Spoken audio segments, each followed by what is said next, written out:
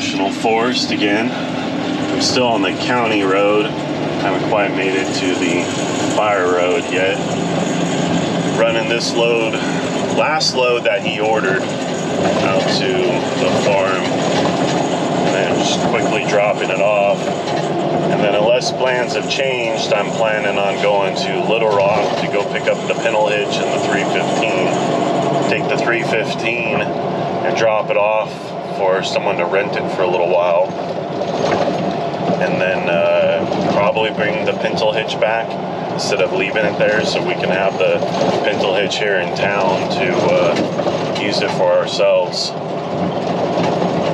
Should be a relatively easy day, but it's definitely going to be a lot of driving. But get to be out in this beautiful area this morning to start out. Kind of bummed this is the last load for the next little while, but hopefully I encouraged him to order some more so I can come back out here again. I think we might end up borrowing the side-by-side and bringing it out here. We can go zip around on the side-by-side out in this beautiful area. That'll be pretty cool to be able to do. Explore it a little bit more than just driving in and driving back out again. So, see how the day goes. And since we're on the county road, it's still nice and smooth. Once I switch to that forestry road, it should get a lot rougher. We'll see if the forestry department's out there today working on the road, but I doubt it. I'm sure they probably won't be back for a couple more weeks or so, but you never know. So, it's morning. See how this day goes. Well, I'm headed back from Little Rock. I went up to the forest, dropped a load of gravel off, went straight to Little Rock, grabbed the 315 and the pintle hitch, and then went and got some steps for the boss's mom's house, going up into her house, some concrete steps. So I'm got the pintle with just those concrete steps on it, and then I decided to make a pit stop and buy another fishing pole. I got a $100 tip for a job that I did a while ago, and I just saw the guy again, and he said thank you, and there's $100. So I got a new reel and a heavy rod for catfishing. Now this is a snagging rod. It's not designed for casting or any of that.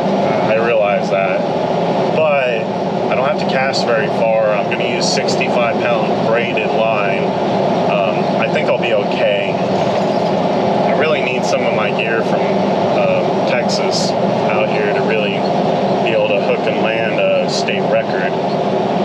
But I think this will get me by in the meantime. I don't have a boat, so I can't really do snagging per se, but I think it'll be okay.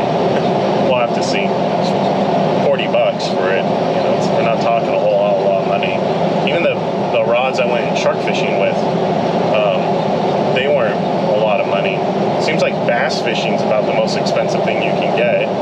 $250 for a single piece, 7-foot, casting rod. I think it's just a little bit too much. Catfishing's pretty cheap. I had a casting net in my hands, and I put it down. I think I'm gonna do it the old way, where we catch our live bait with rod and reel, and then put those on catfish rods. Casting net would probably make it a little bit faster or easier to get bait, but I might end up just buying some bait and then fishing for it and doing it that way. But very excited to put that thing in the water and actually hook something onto it and see how it goes. So yeah, I haven't filmed very much today, so you're only getting a couple parts. Been a little busy and out in the middle of nowhere, so figured it was a little boring. Now that guy does those what do you call them, sheds? Buy a shed and he'll come deliver it. So I'm on my way back, damn near out of fuel. This tank's only about 70 gallons and it's a single tank, so I really need to go get some fuel here not too much longer. A couple more exits and I'll be there, and then I'll head on home. Well,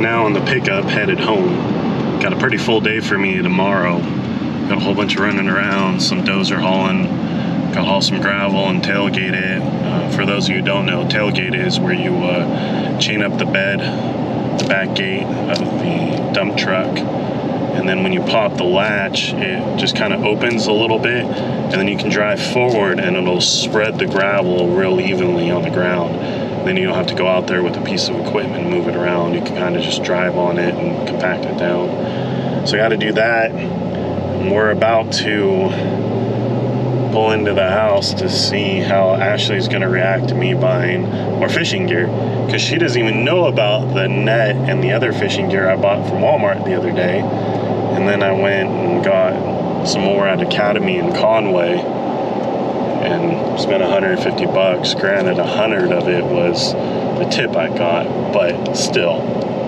I spent $50. But I got a pretty, well, it's called ultra heavy pole to be able to use for catfishing, and then I can take a bunch of this junk out of the back of my truck and bring it upstairs and organize it, and gotta put on new line on some of the reels and whatnot. So, but see if Ashley's upset at me or not, or if she'll be okay.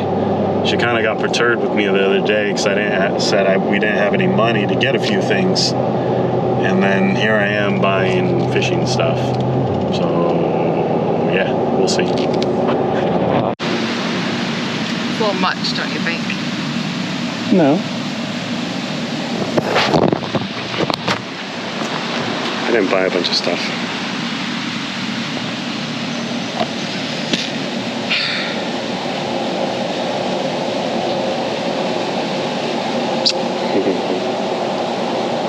Whoops. Little does you know that bag's full of stuff. Oh God. And the fishing net is still sitting in the back of the truck. So we're gonna go upstairs and go eat and call it a night. We'll see you guys tomorrow.